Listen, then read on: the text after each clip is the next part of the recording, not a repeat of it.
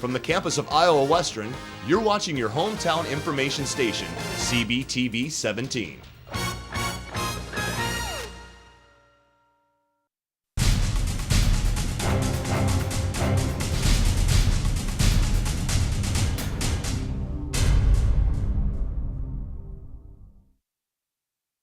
This week on Council Bluffs News, Bluffs Tomorrow 2030, the next comprehensive plan for Council Bluffs. What is it and how can you get involved? Then, these brothers of barbecue move into the Metro Crossing Shopping Center. We find out what's on the menu. Plus, the Reaver Beat finds out why these people want to be chased by zombies. That and more, all on this week's Council Bluffs News.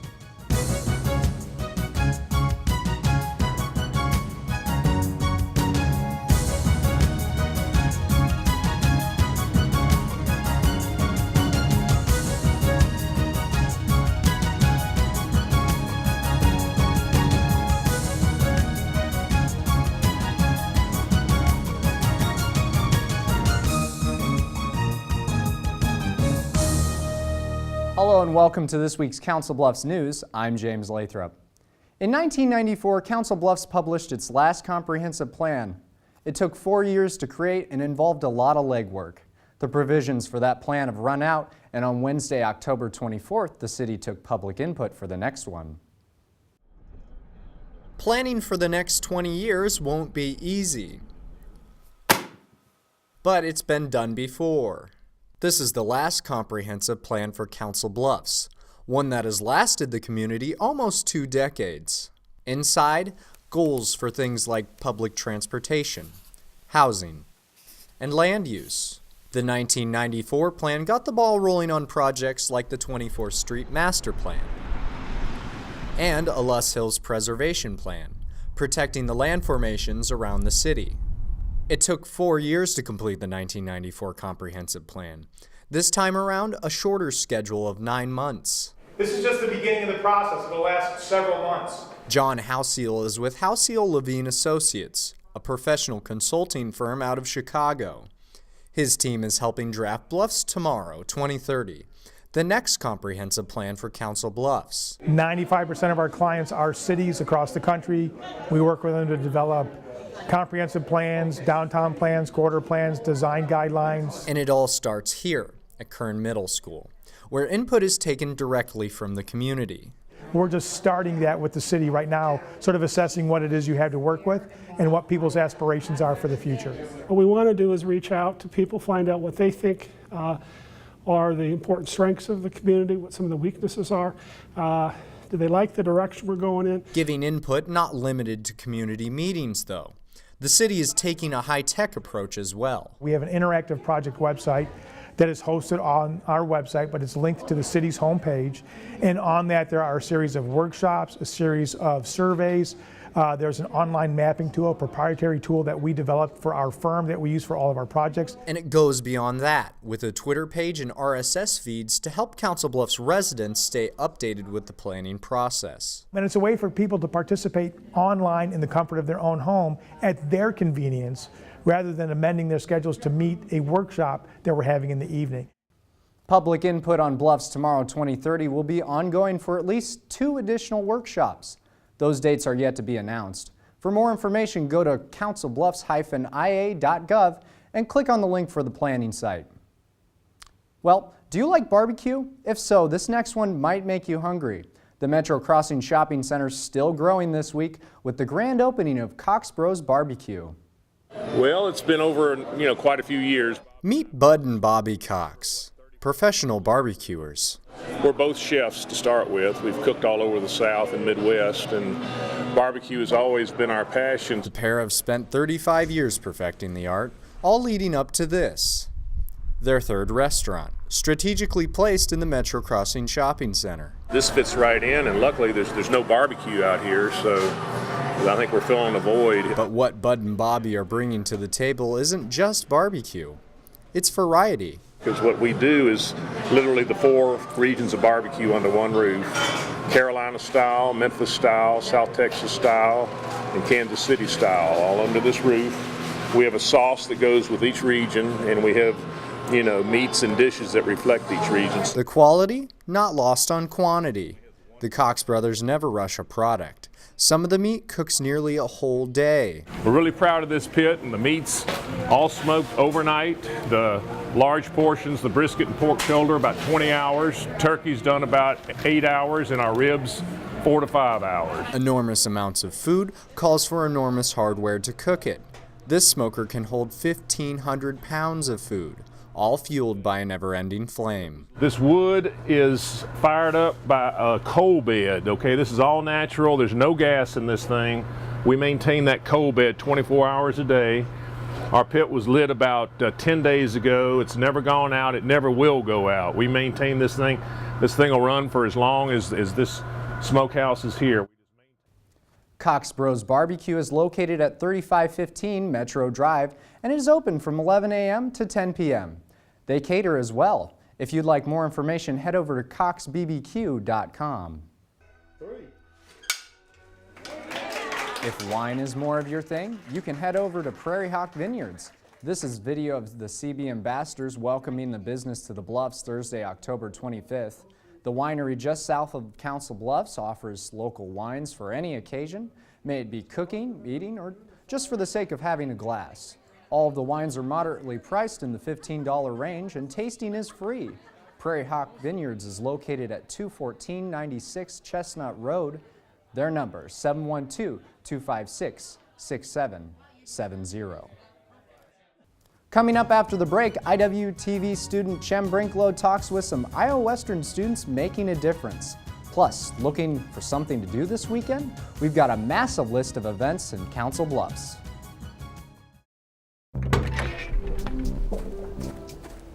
When you throw away money on wasted electricity, you're throwing away everything you could have bought with it. Saving energy saves you money. Welcome back to Council Bluffs News. I'm Jem Brinklow, here today with Amanda Brinks and Jay Cool about the Open Door mission. So why dedicate your guys' time in order to help people who really don't have enough? I feel like it's a great opportunity to give back to the community that served me so well for 20 years of my life, and just having an opportunity to help out people who are not like as fortunate as I am to have grown up in a good house with a great family, and some of these people just haven't had a chance, and I think it's a great idea to help serve their food and give them a chance. What about you, Amanda? I agree with him. It's good to give back to the community. It feels nice helping somebody, giving them a holiday meal when they wouldn't have it normally. And you touched on it right there. It feels nice. Obviously, you know, anytime you help somebody, it feels good. How does it make you feel, Jake? It really does make me feel great, you know. Grown up in a great house, you know. I've always had Thanksgiving dinner or Christmas dinner or whatever, always with my family. And just knowing that there are people out there that don't have that opportunity to share with their family because maybe, you know, they've lost people in death and all that stuff, but just having the opportunity to be their family for a day, you know, it really makes you feel great. And it's right in time for the holidays too. It's I'm assuming this is for Thanksgiving? Yep, it's November 3rd. We're going to be serving 18,000 people that day from 10 to 2, and it's at Open Door Mission this coming Saturday. And I understand you're a part of the men's soccer team, is that right? Yeah, I am. So I heard that there's going to be a couple Iowa Western teams there. Tell me about that. There will be both men's and women's soccer there serving food, which will bring in we'll have close to 80 kids serving meals, as well as my classmates being there. So it'll be a good time. And how'd you guys hear about this? Was it just for a school project, or did you just see it in the news, or what? It was a school project, but we also just wanted to do it out of the goodness of our hearts. So you guys are just trying to be good citizens, give back. Yeah, exactly. Well, thank you guys so much for coming in. We really appreciate it. And you guys are doing a great cause for the people who don't have enough. And we'll bring it back to you, James, for Council Bluffs News. Thanks, Jem. Looking for a reason to get out of the house and burn off some of that Halloween candy?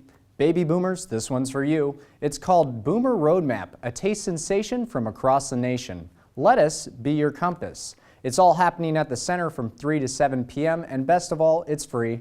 Come try finger food from all over the country while you tour over 50 vendor booths with everything from healthcare to relaxation. The center is at 714 South Main Street in Council Bluffs. Then Saturday, November 3rd, it's the 3rd annual Deaf Missions 5K. It all starts at the Lead Multipurpose Complex on the campus of Iowa School for the Deaf. This is a run-walk 5K, so you can take it slow. All proceeds from the event will benefit the children's ministries at Deaf Missions. Registration is at 9 a.m. and for more information, call 712-322-5493. Then Sunday, November 4th, the historic General Dodge House is going on tour. It's called Dodge's Bios and Byways. It's a tour featuring places connected to General Dodge. The cost is just $25 a person, including a food reception at the Dodge House. Reservations are requested. The number 712-322-2405 to get signed up. Also on November 4th, take the little ones to the Hitchcock Nature Center for this month's Kinder Nature series. The workshop is on, you guessed it, turkeys. It runs from 1:30 p.m. to 2:30 p.m. The Hitchcock Nature Center just south of Honey Creek, Iowa on the Old Lincoln Highway. For details, potcountyconservation.com. They brave harsh weather and high winds just to get a glimpse of a bird. They're hawk watchers, and their job is to count and document the birds. Iowa Spirit's Daniel Johnson has more from the Hitchcock Nature Center's observation tower. The opportunity to maybe see a rare species, the opportunity to see 300 red tails going through in one day, or 1,000 Swainson's hawks, which is pretty cool. Being outside is fun. You get to watch the trees all change and all the grasses change and talk to people that are out here enjoying the day, and it's just a very relaxing time. Yesterday there was, like I said, over 300 birds went through. Pretty close to 300 just red tails. They were running hard. There's one right there. This has been one of the best days I've been up here. I've sat up here and struggled to get to 15. And then all this data is put into the a database called Hawk Count. They have all kinds of hawk watch sites throughout the United States and Mexico and Canada. And they just kind of compile all the data. And it's there if anybody needs to do any kind of research or stuff. Yeah, it gets really cold. This is a mild day compared to December 20th. Then you know you really got dedicated volunteers when they come out here and it's 20, 25 degrees out and the wind's howling out of the northwest, and they're out here for 3 or 4 birds. But every time I come out here, I learn something new. So think you know most of it, and you find out you don't really know anything. I guess you gotta kind of love it if you want to stay out here on bad days, but you gotta take the good with the bad. You can like Iowa Spirit on Facebook. There you can watch other Iowa Spirit videos and find fun things to do in Pottawatomie County. All you have to do is go to facebook.com/Iowa Spirit or find them at youtube.com/Iowa Spirit. Are you looking to adopt a pet? If so, now will be the perfect time with winter around the corner. The Council Bluffs Animal Shelter has tons of cats, dogs, and other critters for you to take home and keep warm. We go there now for this week's Pets of the Week with Mary Jones. Hi, welcome to the Council Bluffs Animal Shelter. I'm Mary Jones, founder and president of Solus, support a local animal shelter, and this darling little dog in my arms is Clyde. Clyde is a 5-year-old Chihuahua mix with a beautiful, beautiful tan and white suit. He's already been neutered, he's microchipped, and he's ready to go home with you. If you're interested in the adorable little Clyde, his phone number is 4860. Once again, this is Clyde, 5 years old, Chihuahua mix, neutered, and ready to go home with you. We seem to have an abundance of small dogs this week available for adoption. This is Buster. Buster is 1.5 years old. He's already been neutered. He has a current rabies shot. He's microchipped. He's heartworm negative, and just like the guy before him, he's ready to go out the door today. If you're interested in this cute little Buster dog, His file number is 1384. Buster, look at all those people. Somebody out there wants to adopt you. Oh yeah, he likes to give kisses too, by the way. Buster, file number 1384. One of the most laid-back, beautiful breeds are the ragdolls. And this is Raleigh. Raleigh is 8 months old. He is a gorgeous little ragdoll mix. Beautiful white feet, gorgeous, gorgeous cat. They're so laid back. They'll lay in your arms for hours like a baby. He is, and he's gonna talk. Cute little beautiful blue eyes. If you're interested in Raleigh, his file number is 1834. Now he's really going to go fast. So if you're interested in Raleigh, hurry to the shelter. Sometimes our life situations change and we don't have time for our animals anymore, or we're moving someplace where animals are not allowed. This is a situation that brought Tilly to the Council Bluffs Animal Shelter, and believe me, if you can't take care of your animal anymore, don't just turn it loose. Please bring it to the shelter. This is the safest place for it to be, and the possibilities of being able to rehome it are very good. This is Tilly. She's 6 years old. She's spayed. She's declawed on all fours, so she really needs to be an indoor-only cat because she has no defense against anything out there. She is a Maine Coon mix. As you can see, she has an absolutely gorgeous brown tabby suit. And she is a wonderful cuddling cat. She's going to make a perfect lap cat for some very lucky person. If you're interested in adopting this gorgeous Tilly, her file number is 1726.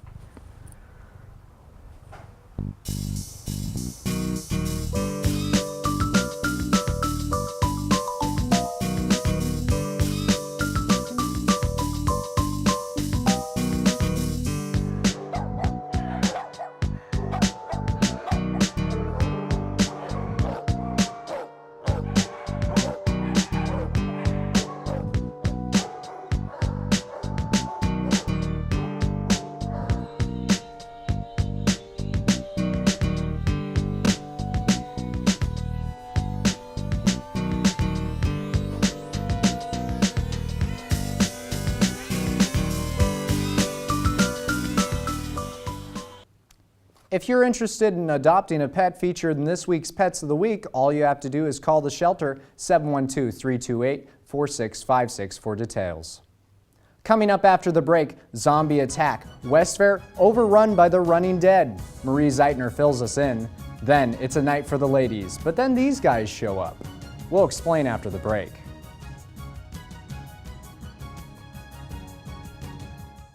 Check out this chef, right? So gay. Please don't say that. It's like if I thought this pepper shaker was stupid and I said, man, this pepper shaker is so 16-year-old boy with a cheesy mustache. When you say that's so gay, do you realize what you say? Knock it off. Welcome back. I'm Marie Zeitner with the Reaver Beat.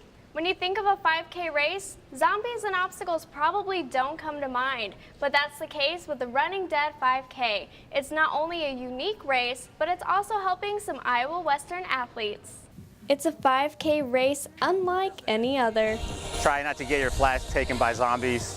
A race that will keep you on your toes. They're very enthusiastic. Very active. I've never seen zombies move that fast before. It's the only time you'll see zombies in the daylight. The Running Dead 5K race is the first of its kind in the Metro. I've done a lot of different kinds of races, but it's the first one of its type that I've done with the zombies.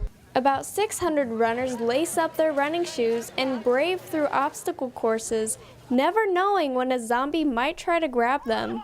Zombies hunt runners for flags like these. The goal is to cross the finish line alive, meaning you have at least one of these flags still attached. It's all part of a fundraiser for Iowa Western softball and wrestling teams. We have to fundraise for our spring trip, so that's not in our budget to do so. So we fundraise a lot of money over, throughout the whole year, just so that we can go down south and play early. Otherwise, we'd be stuck up here not playing until, middle of March. And we're heading to Texas middle of February, so this really helps us out in the long run. The wrestling team will use its funds for scholarships. They hope to do this fundraiser every year. There's no real set goal. We have over 500 runners signed up, so I think we're going to have a successful race, and it's something that we can build for the future and make bigger and better each year. With almost 1,000 people at the event on Saturday, the wrestling and softball teams hope it will grow even bigger next year. Reaver Wrestling begins in November and Reaver Softball begins in March. Haunted houses are a must this time of year, and Iowa Western is putting a spin on the average scare. IWTV student Jade Allen gives you a sneak peek into a haunted trail. Halloween's coming up, and thanks to the theater club and the tower, we have a haunted forest right on our very own campus. The head of the theater club, Garrett Polinsky, didn't give away too many details, but did give a cryptic hint as to what can be expected. Well, they should expect to be scared, first and foremost. That's the biggest thing that I think we're going to be going for, is definitely a lot of fear. I don't want to give away all our secrets, but let's just say that you could see these at a carnival and in Georgia. Comments regarding last year's haunted forest were a large influence on the development of this year's effort. They told us to make it scarier. Obviously, that was first and foremost, and they just wanted us to make it bigger, which I think is something that we've accomplished. They also wanted to have it somewhat indoors a little bit because it was really cold. People walking through the forest will first have to take a trip through a section of the tower, which is currently being given a horrific makeover. Matt McLaughlin, one of the tower's RAs, spoke to us about what gave him the idea to join forces with the theater club. One of my fellow RAs came up to me and he told me about a haunted house thing that we were supposed to be having. I've done some musical productions with some of the theater club kids, so I know some of them. So I knew that they were doing a haunted forest as well. So I had this idea that we would collaborate, and instead of two events, have one big event that was super epic, and we combined our forces. People who think they're brave enough to handle the haunted forest can head to the Reaver Tower on October 30th. The event runs from 9:30 p.m. until midnight. For the Reaver Beat, I'm Jade Allen. With all this talk about zombies and haunted trails, we want to know what you are doing for Halloween this year. IWTV student Shanti Shaknoza catches up with students on campus. Probably a hayrack ride and carving pumpkins with Megan. Probably passing out candy, and then I'll hang out with my boyfriend later in the night. Be in my books, actually. We got a game a little bit after that, so we got to study up for the game. Well, I already had a Halloween party, so right now my plans are just to take my little brother trick-or-treating. I'm probably just going to relax because we have a haunted forest going on actually the night before. Oh yeah, I might dress up. I might have a little scream mask maybe. Famous rapper called Wale, and a lot of people say I look like him, so. Aphrodite, the goddess of love. Victorian age vampire. Ninja, and that was pretty awesome. Remember to stay safe this Halloween and try not to eat too much candy. With Veterans Day coming up, Iowa Western is honoring those who have given the ultimate sacrifice for our country. An Omaha couple has created a special display remembering the heroes who have lost their lives since the 9/11 attacks. Countless men and women have given their lives in the war on terror. Every picture in this special exhibit shows the face of a fallen American hero, including Army Reserve Sergeant Nathan R. Field. He was just 23 years old when he died in Iraq. Iowa Western displays remembering our fallen to show appreciation for the sacrifices made since 9/11. Messages and notes of thanks are featured throughout the exhibit, as well as a pair of military boots and wreaths. This is just one way to remember the thousands of men and women who have exchanged their lives for freedom. Remembering Our Fallen is touring throughout the Midwest. It will continue its tour through November of next year. You can check us out on Facebook for more events happening on the campus of Iowa Western. For the Reaver Beat, I'm Marie Zeitner. See you on campus. Thanks, Marie. It's a night for the ladies. The Mid-America Center fills with over 1,000 women checking out 56 different vendors from the area, plus free food and beer, all leading up to a fashion show of an unusual variety. IWTV student Jem Brinklow has more. It may sound like cruel and unusual punishment for 8 men dressed as women to take the stage, but when the winner gets $1,000 to his, or should I say her favorite charity, it becomes a fun event for everybody. If you ask any woman, they'll tell you it's hard to find a whole night dedicated to the ladies. This night, however, it is a women's world. Regina White is showcasing some things ladies just can't live without. I'm here selling handbags, jewelry, and purses, and fabulous shoes as well. Some other booths, like Michelle Kaufman's, offers medical advice on living a healthy life in honor of Breast Cancer Awareness Month. And Kaufman is excited about all the vendors at Diva Night. I think it's an excellent opportunity for them to come to see the services here at different businesses in Southwest Iowa. Well, that sounds like a woman's paradise, and it gets even better because it's time for the men to join the fun. That's right, they're not women. These men put away the tough masculine side to look pretty. Well, at least they think they look pretty, but it's all for a good cause. I think charities are getting really creative nowadays, and I think that's a great outlet for these guys just to have fun. You have to be pretty brave to set aside the bravado and put on a brassiere. And the divas introduce themselves in dresses, skirts, wigs, and jewelry. In fact, I can't even tell the difference. All 7 men are representing a charity of their choice, but in the end, only one can be declared the winner of $1,000. With the looks of it, it might be a close call. Miss Diva, Jeff Hubbard. There you have it, the prettiest of the so-called pretty. The top diva is Director of Council Bluffs Parks and Rec, Jeff Hubbard. I feel honored. I feel like Miss America winning the pageant. After living like a girl for a couple hours, the contestants are glad to get out of those tight, shiny clothes and high-heel shoes. Well, every woman who gets up every day and dresses like this, I applaud them, putting on all the makeup and the dresses, because I enjoy getting up, taking a 5-minute shower, and being ready for work in 10 minutes. Congratulations to the winner and his charity. For CBTV 17, I'm Jim Brinklow. Thanks, Jim. Jeff Hubbard's winnings went to Teammates, a mentoring program serving Nebraska and Iowa.